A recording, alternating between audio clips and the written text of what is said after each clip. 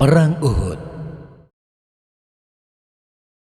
Gunung Uhud namanya terdokumentasikan secara epik oleh sejarah sebagai bagian dari perjuangan Nabi Muhammad SAW dan para sahabatnya menghadapi kaum Quraisy. Bulan Syawal tahun ketiga Hijriah, gunung ini menjadi saksi bagaimana akhir dari sebuah perang bisa memberi pelajaran berharga bagi kaum muslimin. Setahun sebelumnya, pertempuran pertama kaum muslim melawan Quraisy Mekah terjadi di Lembah Badar. Perang tersebut membuat Nabi Muhammad tidak hanya dikenal sebagai pemimpin agama, tetapi juga ahli strategi perang yang mumpuni. Abu Sufyan, salah satu pemimpin Quraisy Mekah, segera melakukan persiapan besar-besaran demi pembalasan. Tokoh Quraisy ini sangat terpukul atas kekalahan di Lembah Badar, sehingga melakukan persiapan yang benar-benar matang. Bukan hanya pasukan infanteri yang dipersiapkan, tetapi juga pasukan berkuda atau yang dikenal sebagai kavaleri. Sebanyak 3.000 infanteri dipersiapkan oleh Abu Sufyan. Sebagian dari pasukan infanteri tersebut dilengkapi dengan baju besi. Dalam waktu yang singkat, Abu Sufyan berhasil mengumpulkan pasukan yang terdiri dari 3.000 infanteri dan 200 kavaleri. Dan sekarang mereka pun menuju Madinah. Bukan hanya pasukan yang besar dan bersenjata lengkap, Abu Sufyan juga membawa pakar strategi perang berpengalaman, Khalid bin Walid. Abu Sufyan tidak lupa membawa Hubal, berhala atau tuhan kaum Quraisy Mekah yang paling besar.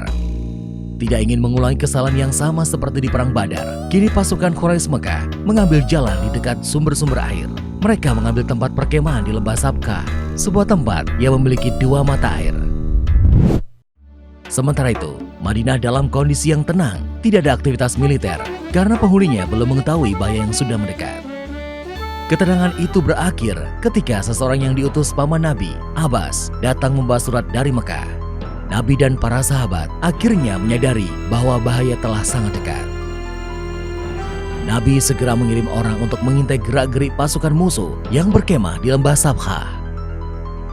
Pada tanggal 6 Syawal tahun ketiga Hijriah, setelah memastikan keberadaan posisi musuh, Nabi Muhammad dengan para sahabatnya segera menyusun rencana menghadapi pasukan dari Mekah tersebut.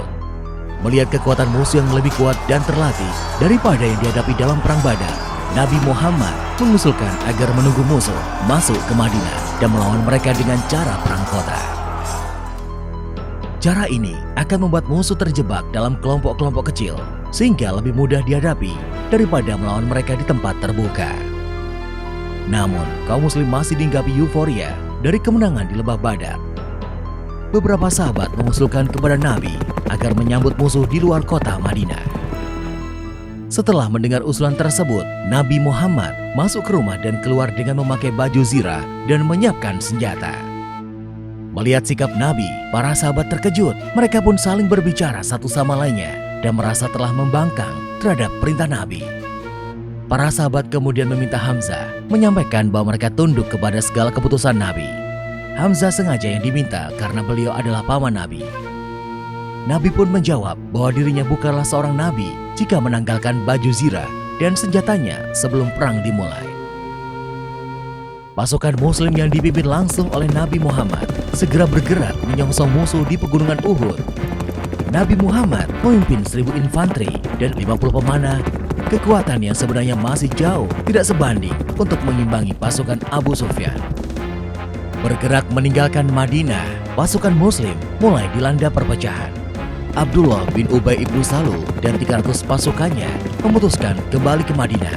Dia beralasan karena musuh tidak kunjung dijumpai. Selain itu, dia menganggap melawan di dalam kota lebih baik daripada di tempat terbuka. Dengan perginya Abdullah bin Ubay ibnu Salul dan 300 prajuritnya, maka kekuatan infanteri pasukan muslim tinggal 700 orang. Situasi ini semakin mengkhawatirkan, mengingat ada 3.000 infanteri yang akan mereka hadapi. Berkurangnya jumlah pasukan ternyata masih terus berlanjut. Nabi Muhammad memerintahkan beberapa orang untuk kembali ke Madinah, seperti Abdullah bin Amr, Zaid bin Sabit, dan Usamah bin Zaid, karena usia mereka yang terlalu belia. Namun, beberapa pemuda yang terbilang belia memaksa bertahan dan turut serta dalam pertempuran, seperti halnya Rafi bin Khudaits yang diizinkan Nabi tetap ikut karena posisinya sebagai pemanah. Hingga kemudian sampailah pasukan muslim di pegunungan Uhud. Nabi Muhammad melihat sekelilingnya dan segera mengatur strategi. Nabi Muhammad menempatkan 50 pemanah di sebuah bukit di pegunungan Uhud sebagai pelindung infanteri yang berada di bawahnya. Para pemanah ini diharapkan akan mengacaukan konsolidasi pasukan Quraisy yang jumlahnya lebih dari 3 kali lipat pasukan muslim. Nabi Muhammad memberikan pesan penting kepada pasukan pemanah tersebut bahwa mereka jangan sampai meninggalkan posisinya dalam situasi apapun. Apakah pasukan di bawah mereka menang atau kalah, pasukan pemanah harus tetap siaga di posisinya. Dan perang pun sudah diambang mata seiring pasukan Quraisy Mekah yang semakin dekat.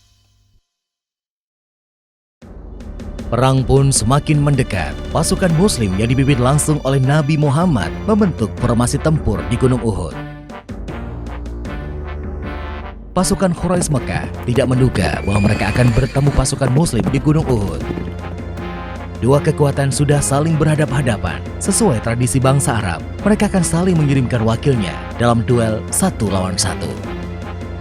Duel antara wakil dari pihak pasukan muslim dan pasukan Quraisy berlangsung sangat menegangkan. Hasil dari duel tersebut sedikit banyak akan mempengaruhi mental dari pasukan yang diwakilinya. Seperti kejadian di Lembah Badar, wakil dari kaum Quraisy lagi-lagi mengalami kekalahan dalam duel tanding tersebut. Setelah duel tanding, perang yang sebenarnya pun berlangsung. Pasukan kavaleri Quraisy bergerak lebih dahulu dan diikuti infanteri. Sedangkan pasukan muslim bersiap sambil menghunuskan tombaknya menyambut gerak maju pasukan Quraisy. Begitu pasukan Quraisy Mekah semakin dekat, tiba-tiba saja anak-anak panah berhamburan dari puncak Gunung Uhud. Hujan anak panah membuat kavaleri tertahan. Mereka harus menghindari anak-anak panah yang menghujam mereka tanpa henti. Melihat kavaleri mereka tertahan oleh serbuan anak panah, infanteri Quraisy Mekah bergerak maju. Kedatangan mereka disambut oleh pasukan muslim yang sudah siap dalam posisi tempur. Setelah berhasil menghindari hujan anak panah, pasukan kavaleri Quraisy Mekah mundur untuk melakukan konsolidasi ulang.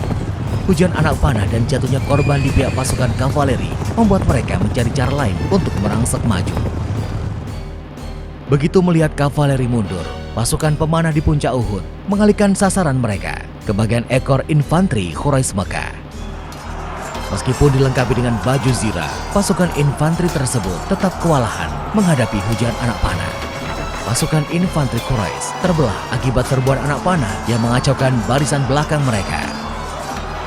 Mengetahui pasukan di belakang mereka telah mundur, bagian depan infanteri Quraisy Mekah mulai jatuh mental.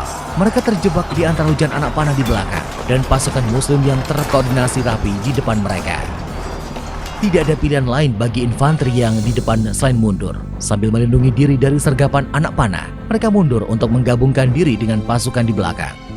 Mundur dalam kondisi panik, pasukan Quraisy Mekah tidak menghiraukan kawan-kawan mereka yang terluka maupun mati. Perlengkapan yang mereka miliki pun ditinggalkan begitu saja. Pasukan tersebut benar-benar kocar-kacir mencari perlindungan. Sementara itu, pasukan pemanah yang melihat mundurnya pasukan Mekah melihat banyak barang bawaannya ditinggalkan. Pasukan pemanah tergiur oleh harta rampasan perang, segera menuruni bukit. Ibnu Jubair, pemimpin pasukan pemanah, memperingatkan dengan sekuat tenaga agar tidak melupakan pesan Nabi. Tapi sia-sia, para pasukan pemanah tersebut turun dari bukit di pegunungan Uhud. Di lain pihak, turunnya pasukan pemanah tersebut dilihat oleh Khalid bin Walid dari pihak Quraisy. Nalurinya sebagai ahli strategi perang berpengalaman segera bicara. Dia melihat pasukan Nabi Muhammad telah melakukan kecerobohan dalam posisinya yang sudah unggul. Khalid bin Walid yang melihat peluang pun melakukan serangan balik. Dia membawa kavalerinya bergerak melingkar ke belakang Gunung Uhud. Kemenangan pasukan muslim yang sudah di depan mata itu berubah menjadi bencana ketika secara tiba-tiba kavaleri yang dipimpin Khalid bin Walid menyerang dari belakang.